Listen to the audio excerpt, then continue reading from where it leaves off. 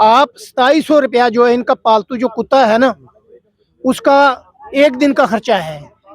तो आप 2700 रुपया इनको देते हो, 2700 रुपये में इनका क्या बनता है? ये कैसे वे अपने फैमिली की लुक आफ्टर कर सकते हैं? तो मैं ये कहना चाहता हूँ, जब जब मैंने देखा पार्लियामेंट के अंदर या यहाँ की सरकार जो यहाँ की यूटी की सरकार है, जब भी यहाँ असेंबली लगी सिर्फ अपनी सैलरी बढ़ा दी, 1.5 लाख से 3 लाख कर दी, लॉन्सेस आपने बढ़ा दिए, CDF फंड्स बढ़ा दिया।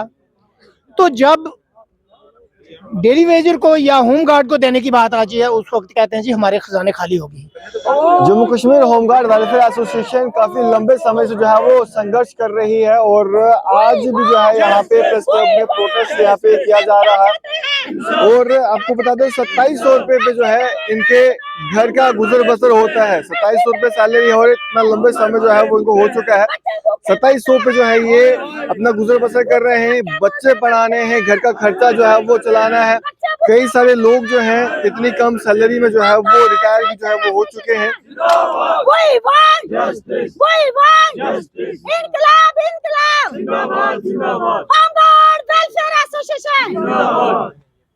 तो हम यहाँ पे इनसे बात करते हैं। मैम क्या कहना चाहेंगे, आज आप यहाँ पे प्रोटेस्ट कर रहे हैं? हमारा जे आज कोई प्रोटेस्ट नहीं है। हमने एक छोटा सा जे रखा है कि हर जम्मू श्रीनगर से लेके जम्मू तक का हर डिस्ट्रिक्ट प्रेसिडेंट की मीटिंग रखी है कि हम इसके ऊपर कोई बड़ा डिसीजन लें। ये है कि गवर्नमेंट जो सोई हुई है उसको जगाने के लिए, क्योंकि जहाँ पे तो किसी की सुनवाई नहीं है। कैट का आर्डर, हाई कोर्ट का आर्डर, सुप्रीम कोर्ट का आर्डर 2015 से लेके आज तक इन्होंने इम्प्लीमेंट नहीं किया है। LG सर हमें टाइम नहीं देते, जब भी हम उनको मेल करते हैं तो हमें कोई रिस्पांस नहीं आता उनका। हमने 1 साल से उनकी कोशिश कर रहे हैं कि टाइम लेने के लिए। जब आपने ड्यूटी बनाया, ना हमें ड्यूटी का दिया ना हमें स्टेट का दिया। ड्यूटी के अंदर नियरेस्ट स्टेट हमारी पंजाब है, जहाँ कम से कम 56,000 रुपया होमगार्ड की सैलरी है। दिल्ली के अंदर ड्यूटी है, उनकी 30,000 रुपया सैलरी है। अंडोवार, लक्षद्वीप वगैरह जो भी ड्यूटी है उनको भी 35-36 हजार से नीचे किसी की सैलरी नहीं है। सिर्फ जम्मू कश्मीर एक ऐसी स्टेट है जहाँ पे 2700 रुपया, आजाद हिंदुस्तान के अंदर अगर कोई गुलाम है तो जम्मू कश्मीर की होम गार्ड है, जहाँ पे शोषण किया जाता है। फंड्स सेंटर करोड़ों का देती है, लेकिन इनको पूछने वाला कोई नहीं है। वो फंड्स कहाँ पे यूटिलाइज किया जाता, किसके अकाउंट में जाता है, किस डिपार्टमेंट में जाता है, उसके लिए सरकार हमें हिसाब दे। सरकार बोलती है कि जिन लोगों का अगर सेंट्रल सरकार जो फंड्स देती है वो 4300 लोगों के लिए देती है, लेकिन जहाँ पे आपने 2500 लोग बाहर किए हुए हैं, 2000 लोगों में 1800 2000 लोग हैं, उनको भी आप सैलरी नहीं देते हो टाइम की, उनके ऊपर भी आप अत्याचार करते हो। आप बोलते हैं हम बाहर के भर्ती करेंगे, इन लोगों को निकालेंगे। अभी हमारे LG सर ने जो वकील किए हैं वो सुप्रीम कोर्ट के किया है कि सुप्रीम कोर्ट की जजमेंट है, सुप्रीम कोर्ट के वकीलों को चैलेंज करने के लिए सुप्रीम कोर्ट के वकील खड़े किए। कोई बात नहीं, उसके ऊपर हम भी चर्चा करेंगे।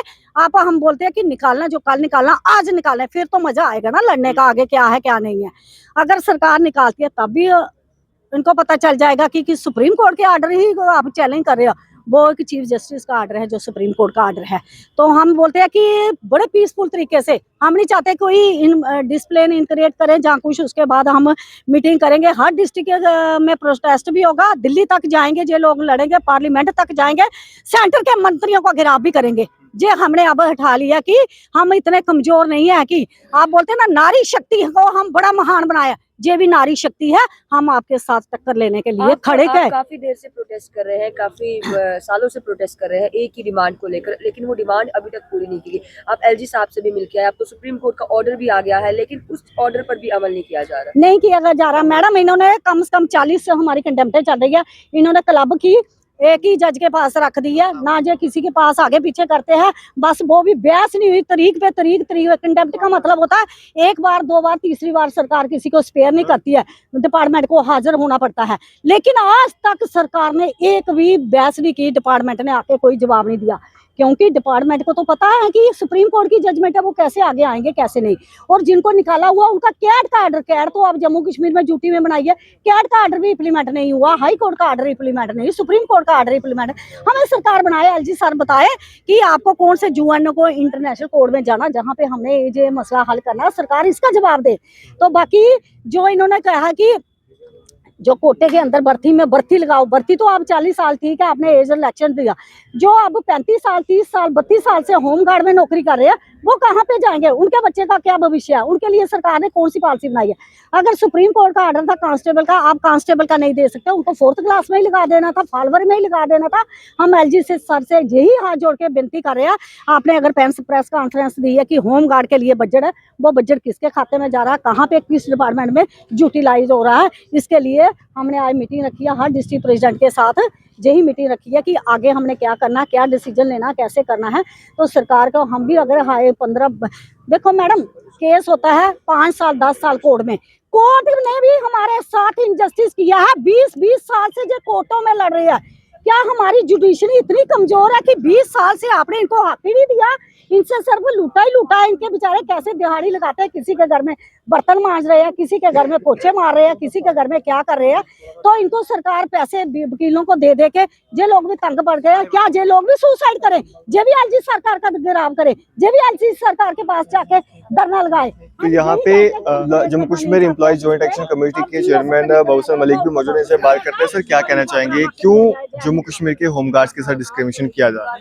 सबसे पहले मैं आपका शुक्रगुजार हूं, क्योंकि आप हर वक्त, चाहे वो होमगार्ड के कर्मचारी हैं या आम मुलाजम हैं, उनकी बात को उजागर करने की कोशिश करते हैं, जहां तक और सरकार तक पहुंचाने की कोशिश करते हैं। बात इस तरह से है कि यहाँ तो कोई बात सुनने के लिए तैयार नहीं है। प्रोटेस्ट भी होते हैं, डेली वेजरों के भी होते हैं, मुलाजमों के भी होते हैं, पेंशनर के भी होते हैं, लेकिन यहाँ कोई सुनने के लिए तैयार नहीं है। जहाँ जितनी सरकारें आई हैं जम्मू कश्मीर के अंदर, चाहे वो उमर अब्दुल्ला की सरकार रही या महबूबा मुफ्ती की सरकार रही, उससे पहले भी सरकारें रही, लेकिन इनको जो है अनदेखी की कोई भी पॉलिसी बनाने में ये नाकाम हो चुके हैं। तो वो किसी शायर ने कहा है, गले में हार डाला था, गले में हार डाला था, गला अपना सजाने को, वो जालिम नाग ही बन बैठा गला ही काट खाने को।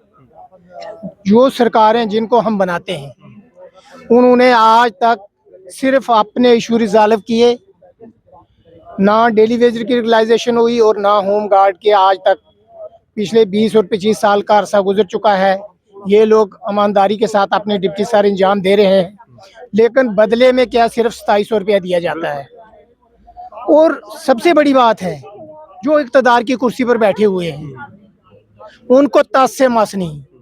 जो ब्यूरोक्रेसी है यहाँ बैठी हुई है, उनको तस से मस नहीं है। मैं ये कहना चाहता हूँ कि जिन कुर्सियों पर आप बैठे हुए हो, ये कुर्सियाँ तो रहने वाली नहीं हैं, लेकिन अगर लोगों के काम है, आपने जस्टिस और इनजस्टिस को देखना है। जब जस्टिस और इनजस्टिस को नहीं देखा जाएगा तो अल्लाह ताला और भगवान की तरफ से एक ज़वाल आता है। मैं ये कहना चाहता हूँ, इनकी जो डिमांड है वो जेन्युइन एंड जस्टिफाइड डिमांड है। आप 2700 रुपया जो है, इनका पालतू जो कुत्ता है ना, उसका एक दिन का खर्चा है, तो आप 2700 रुपया इनको देते हो। 2700 रुपये में इनका क्या बनता है? ये कैसे वे अपने फैमिली की लुक आफ्टर कर सकते हैं? तो मैं ये कहना चाहता हूँ, जब मैंने देखा पार्लियामेंट के अंदर या यहाँ की सरकार, जो यहाँ की यूटी की सरकार है, जब भी यहाँ असेंबली लगी, सिर्फ अपनी सैलरी बढ़ा दी, 1.5 लाख से 3 लाख कर दी, लॉन्सेस आपने बढ़ा दिए, CDF फंड्स बढ़ा दिया। तो जब डेली वेजर को या होम गार्ड को देने की बात आती है, उस वक्त कहते हैं जी हमारे खजाने खाली हो गए। मैं ये कहना चाहता हूँ, इनके साथ नाइंसाफी क्यों है? क्या लगता है आपको, कहाँ जाते हैं फंड्स? फंड्स मैं कहता हूँ ये सिर्फ अपने लिए हैं। आप देख लीजिए, 100 गाड़ियाँ खरीदी हैं, वो पैसा कहाँ से आया? 3 लाख रुपया सैलरी इन्होंने बढ़ा दी, वो पैसा उस वक्त फाइनेंशियली क्रंच नहीं हुई। CDF फंड्स इन्होंने 4 करोड़ किया, उस वक्त फंड्स की प्रॉब्लम नहीं आई। मैं ये कहना चाहता हूँ, ये पैसे सिर्फ हैं मुलाजमों के लिए हैं, जो डेली वेजर को या होम गार्ड में जो कर्मचारी है, उनके लिए खजाने खाली हो जाते हैं।